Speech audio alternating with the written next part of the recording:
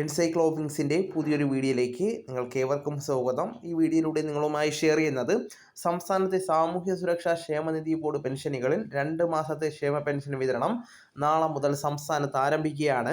2 കോടി പെൻഷൻ എന്ന് പറയുമ്പോൾ മെയ് മാസം ലഭിക്കേണ്ട വിഹിതവും അതോടൊപ്പം തന്നെ നമുക്ക് കുടിശ്ശിക ഉണ്ടായിരുന്ന 3 ഗഡുക്കളിൽ ഒരു ഗഡുവും ചേർത്താണ് ഇപ്പോഴുള്ള 3200 രൂപയുടെ വിതരണം ആരംഭിക്കുന്നത്.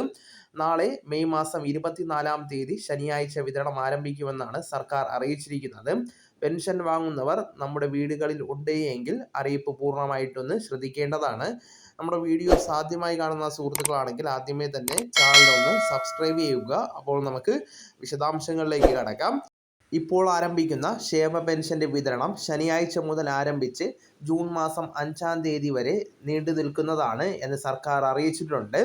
ശനിയാഴ്ച തന്നെ എല്ലാ മേഖലകളിലേക്കും ഒരുപക്ഷെ ആനുകൂല്യം എത്തിച്ചേരണമെന്നില്ല. അതുമാത്രമല്ല, ബാങ്ക് അവധി കൂടി ഉള്ളതിനാൽ തന്നെ ചിലപ്പോൾ അക്കൗണ്ടിലേക്ക് തുക എത്തിച്ചേരുവാനും താമസം നേരിട്ടേക്കാം. അപ്പോൾ അങ്ങനെയുള്ള സാഹചര്യം ഉള്ളതുകൊണ്ട് തന്നെ എല്ലാവരും ഇത് ക്ഷമയോട് കാത്തിരിക്കേണ്ടതാണ്. തിങ്കളാഴ്ച മുതൽ വീണ്ടും ക്ഷേമ പെൻഷൻ വിതരണം പുനരാരംഭിക്കുന്നതായിരിക്കും. ഇനി ഇത് മാത്രമല്ല, പെൻഷൻ ആനുകൂല്യം 62 ലക്ഷത്തിന് മുകളിൽ വരുന്ന ആളുകൾക്കാണ് ഇപ്പോൾ വിതരണം ചെയ്യുന്നത്. ബയോമെട്രിക് മസ്റ്ററിംഗ്, വരുമാന സർട്ടിഫിക്കറ്റ് മുൻപ് സമർപ്പിച്ചത് എല്ലാം കൂടി പരിഗണിച്ചാണ് ഇപ്പോഴുള്ള വിതരണം നടക്കുന്നത്. 2025-26 സാമ്പത്തിക വർഷത്തെ വരുമാന സർട്ടിഫിക്കറ്റ് സമർപ്പണമോ അല്ലെങ്കിൽ ബയോമെട്രിക് ചെയ്യുവാനുള്ള നിർദ്ദേശമോ ഇതുവരെ വന്നിട്ടില്ല. അതുകൊണ്ട് തന്നെ ഗുണഭോക്താക്കൾ ഇപ്പോൾ യാതൊരു ക്രമീകരണങ്ങളും ചെയ്യേണ്ട ആവശ്യമില്ല. കഴിഞ്ഞ മാസം ലഭിച്ചതുപോലെ തന്നെ നമുക്ക് ആനുകൂല്യം ലഭിക്കുന്നതാണ്. എല്ലാ മാസങ്ങളിലും നമുക്കിപ്പോൾ മുടങ്ങാതെ ധനസഹായം എത്തിച്ചേരുന്നുണ്ട്. ഈ ഒരു സമയത്ത് ഇരട്ടി പെൻഷൻ ലഭിക്കുന്നതിലൂടെ എല്ലാവർക്കും വലിയൊരു ആശ്വാസമായിട്ട് മാറുകയും ചെയ്യുന്നതാണ്.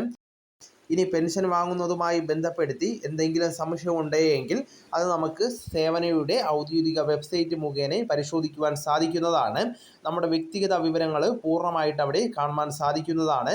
അതിലെന്തെങ്കിലുമൊക്കെ പൊരുത്തക്കേടുകൾ ഉണ്ടെങ്കിൽ നമുക്കത് വ്യക്തമായിട്ട് മനസ്സിലാക്കുവാനും ആവശ്യമുള്ള കാര്യങ്ങൾ സമർപ്പിക്കുവാനും ചെയ്യാവുന്നതാണ്.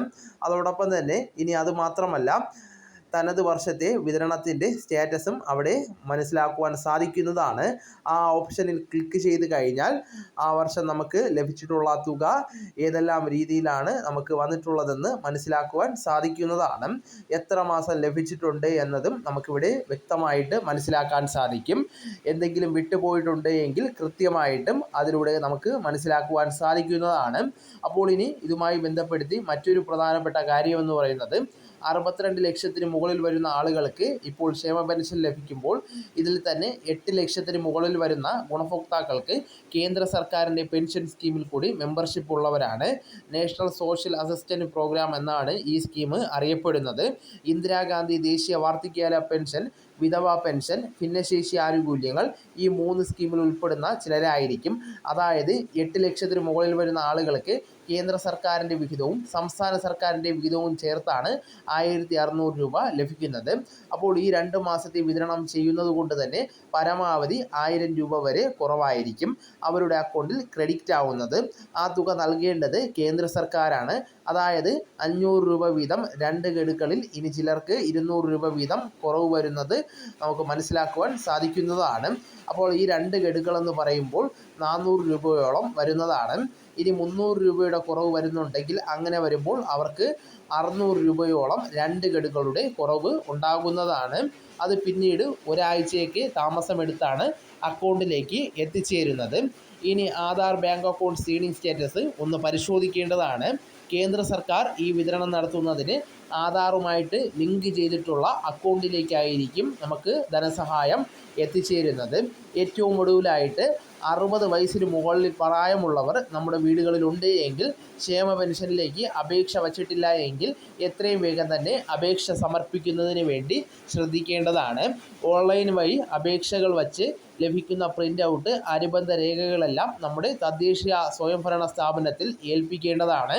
പിന്നീട് പഞ്ചായത്തിൽ നിന്ന് അല്ലെങ്കിൽ തദ്ദേശീയ സ്ഥാപനത്തിൽ നിന്ന് അപ്രൂവൽ ലഭിക്കുന്ന മുറയ്ക്ക് നമുക്ക് പെൻഷൻ ലഭിക്കുന്നതാണ്. വളരെ പ്രധാനപ്പെട്ട ഈ ഇൻഫർമേഷനുകൾ നിങ്ങളുടെ സുഹൃത്തുക്കളിലേക്കും മറ്റ് ഗ്രൂപ്പുകളിലേക്കും കൂടെ ഷെയർ ചെയ്തെത്തിക്കുക. നമുക്ക് തുടർന്നും വിജ്ഞാനപരമായിട്ടുള്ള മറ്റ് വീഡിയോസും ആനുകാലിക വിവരങ്ങളുമായിട്ട് വീണ്ടും കാണാം. അതുവരെ ഗുഡ് ബൈ.